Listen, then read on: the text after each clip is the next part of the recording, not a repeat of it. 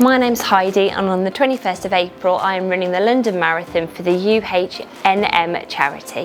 When Gracie was about 12 days old, my husband and I found her in a Moses basket, and she was blue. They were premature, so they were 5 weeks premature when they were born, but perfectly healthy when we were let out of hospital. And then about 12 days later we found her blue in her Moses basket. So we called an ambulance, and the ambulance came.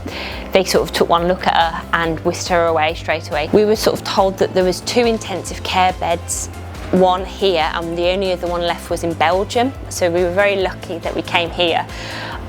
We were met by a consultant downstairs, and they were just phenomenal. Here we came straight in and they treated her.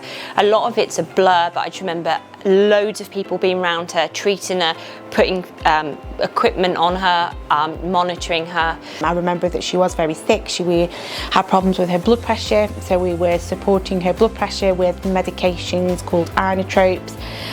She was on the oscillator ventilator to support her lungs, various antibiotics, various fluids that we were giving her to support her blood pressure and to make her try and wee.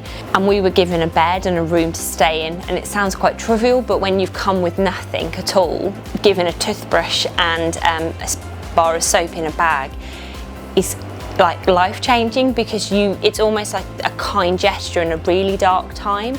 I know that isn't necessarily funded, so I think that that's part of the reason why I'm so motivated to do it, because that toothbrush almost saved my life, which is really bizarre, but actually in that moment in time those things stay with you. We did explain to family how sick that she was, and that, you know, if Gracie didn't survive, then maybe some problems with her development in the future, but we wouldn't know that until she didn't, or she did reach her milestones.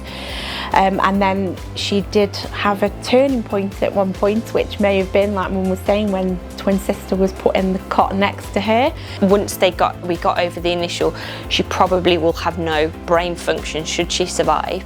The then was she might have, but she may lose a leg, or will not really know what she's like until she wakes up. And then at some point they put Hattie, her identical twin, in the cot with her, and we've got a picture of that. And all of a sudden her blood pressure rose, and I think she went to the toilet.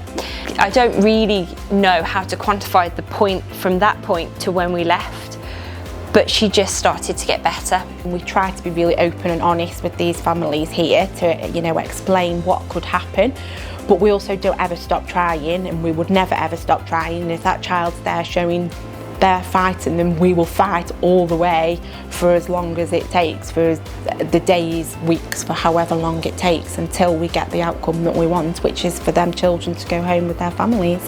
I also remember later on saying to her and whispering to her, however you come back, I'll love you no matter what. It doesn't matter if you come back and you can't speak or see, or your brain function is not very good, or you can't walk, or you can't talk.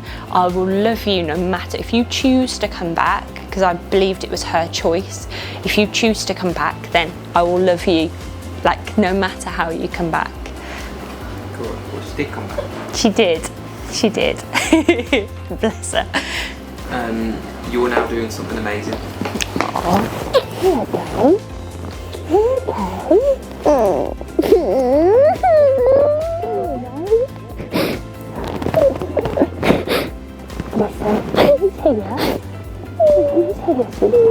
When it's telling people so that they know how important you are and how special. If there was a message that I could say to all the staff here, it would be that they are all complete angels. They are all unsung heroes. That there are so many people these days on social media who get recognition for nothing at all, whereas you have people like the doctors and nurses and the auxiliary staff and the care staff that work in hospitals that are the real heroes, the unsung heroes. It's not glamorous, and no one, you know, posts it on TikTok and gets 1 million likes, but every day they're saving lives. And it's ironic that you get some daft influencers with 1,000 million likes, and yet you've got people that quietly every day save people's lives, and not only save them, but gracefully and kindly and with care and consideration every single day. And they do that day in and day out. and that must be hard for them. So I think that they're just amazing angels.